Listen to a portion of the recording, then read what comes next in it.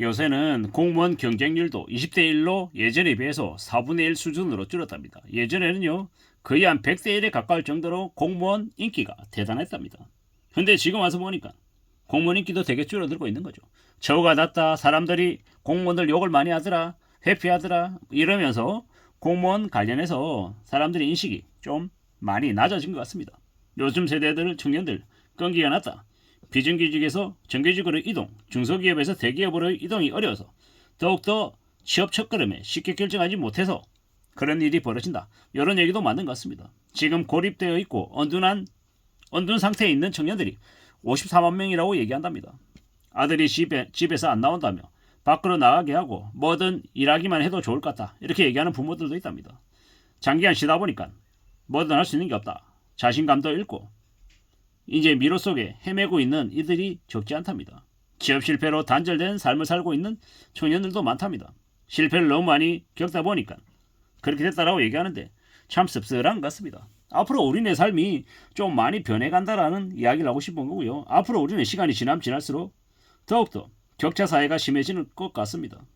아버지가 세무사하면 자식도 세무사, 그리고 아버지가 의사면 자식도 의사일 가능성이 커진다라는 겁니다. 그리고 부모의 직업이 자녀의 생활을, 자녀의 삶을 결정짓는다. 뭐 이런 얘기들도 되게 많이 할 것 같습니다. 서민 자식들은 1인 가구, 뭐 동거, 다문화 가족이 되고 상대적으로 경제력도 안 좋아지고 점점 더 희망이나 기대가 낮아지게 된다라고 얘기합니다. 그리고 잘 사는 사람들, 부유층들은 더 잘 살고 잘 먹고 잘 살고 이렇게 될 것 같습니다. 앞으로 우리는요, 점점 이제 하층민들, 이제 경제적으로 안정이 되어 있지 못한 사람들이 묻지마 범죄를 저지르고 치주를 하고 양아치 갖고 쓰레기 같은 짓거리들을 많이 벌일 것 같습니다. 그래서 우리는 항상 사람을 조심하고 사람들을 새로 사귀는 데 있어서 좀 더 신중해져야 될 것 같습니다. 앞으로 우리는요, 더욱더 우려하고 염려하고 조심 또 조심하며 살아가야 될 것 같습니다. 2024년 하반기 경기 침체가 좀 더 심해지고 이제 586들의 은퇴는 더 이제 늘어나고 있는 거죠.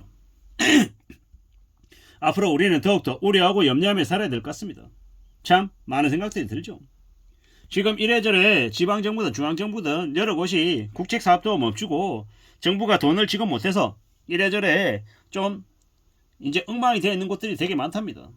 그리고 경기가 안 좋으면 안 좋을수록 불황일수록 카지노 이런 쪽에 사람들은 더 많이 몰린다고 합니다. 그래서 강원랜드 이런 곳이 아마 당장은 아니어도 앞으로는 대박을 칠 거다. 뭐 이런 얘기들도 되게 많더라고요. 참 많은 생각들이 듭니다. 나라 경제가 개풍망이고 자살자 폭등이고 먹고 살기 힘들다고 얘기하는데 이게 어떻게 되어야 하나라는 생각이 드는 거죠.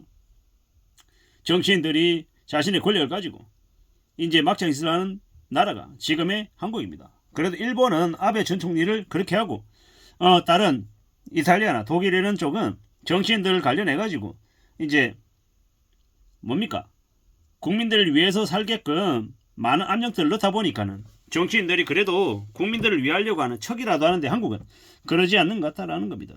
지금요, 우크라이나에 지원해줄 돈 13조는 있으면서 전 국민한테 25만원 직업 지원해줄 돈은 없다라고 하는 게 지금의 대한민국입니다. 개막장이죠, 개막장.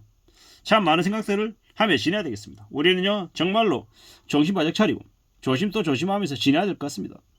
삐끗하면 사람이 아니라 짐승의 처지로 내몰릴 수 있는 일들이 되게 많습니다.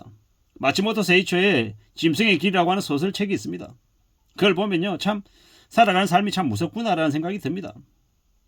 남편을 불태워 죽이고 이제 성공을 쫓아다니는 여자 이야기가 마츠모토 세이초의 짐승의 길이죠. 아마 앞으로 수백만 명이 몰락하면요, 그들이 어떻게 되겠습니까? 짐승으로 살아갈 수 있겠다라는 겁니다. 참 우리는요, 정말로 정신을 바짝 차리며 살아야 됩니다. 저는 거의 지옥에 가까운 일을 몇 번 겪고 나니 좀 정신이 차려졌나 라고 생각하던데 그것도 아직 여전히 철이 안 들어서 또 그보다 더 심한 일을 겪을 수도 있겠다라는 생각을 합니다.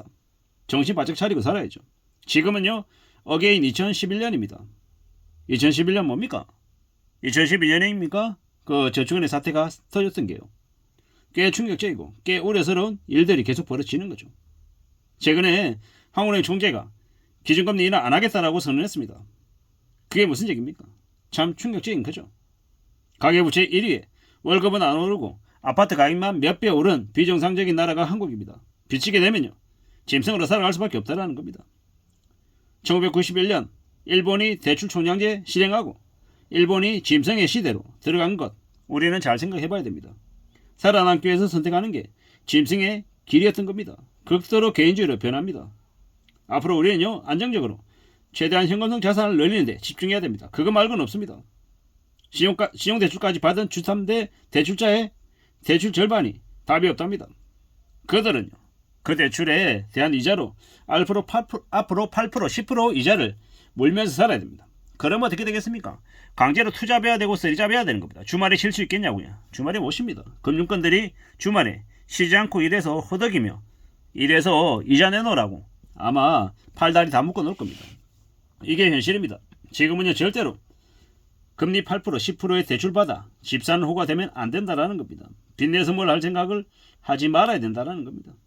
제가 생각할 때는 2011년 어게인이라고 했는데, 어게인 2011이라고 했는데 11, 12, 13, 14, 15 어땠습니까? 부동산 경기가 최악이었습니다. 마찬가지로 24, 25, 26, 27, 28 이렇게 되지 않을까라고 추정해 봅니다. 앞으로 우리는요, 엄청난 일들을 많이 목격하게 될 것 같습니다. 해가 지나면 지날수록 상황이 안 좋아지는 일들이 더 많이 늘어날 것 같습니다. 이자 오르고 물가 오르고 연끌과 비트는 계속되고 미친 놈들이 늘어나는데 그들은 조금만 지나면 알게 됩니다. 뭘 알게 된다고요? 걸려들었다라는 걸요. 그들이 뭔가 잘못했다라는 걸 알게 된다라는 겁니다. 우리는 정년 60, 인생 80에서 정년 70, 인생 100세로 바뀌었음을 우리는 받아들여야 됩니다. 우리가 특급 열차 타고 다니다가 완행으로 느리게 가는 기차를 옮겨 탄 거다라고 생각해야 됩니다. 무슨 얘기냐? 앞으로 고성장은 지나갔다. 저성장 시대인 거고, 앞으로 뭐든 현재를 잘 유지하는 것만으로도 대단하다고 생각하고 정신 바짝 차리고 지내야 된다는 겁니다. 저는 제 자신은 현역에 있는 동안 내 자신의 무기를 확실히 갈고 닦아서 퇴직후에도 잘 지낼 수 있는 준비를 해놔야 되겠다라고 생각합니다. 그런 얘기를 합니다. 부르심을 받는 사람은 많지만 뽑히는 사람은 적다. 이게 진실이라고 얘기하는 겁니다.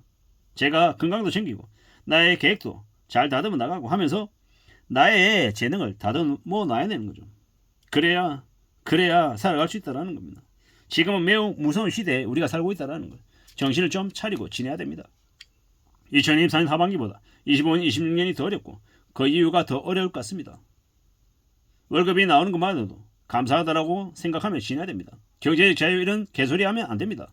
엉덩이 붙이고 더욱더 공부할 자세를 가지고 정신 바짝 차리고 생존을 생각해야 될 것 같습니다. 차분하게 지내야 되고요. 좀 더 안정적으로 살 궁리를 해야 될 것 같습니다. 이자 오르고 물가 오르고 이래저래 먹고 사는 게 더 힘들어지는 시대, 우리는 생존을 최우선의 과제로 생각해야 된다라고 다시 한 번 더 말씀드리며 마실까 합니다. 이상입니다.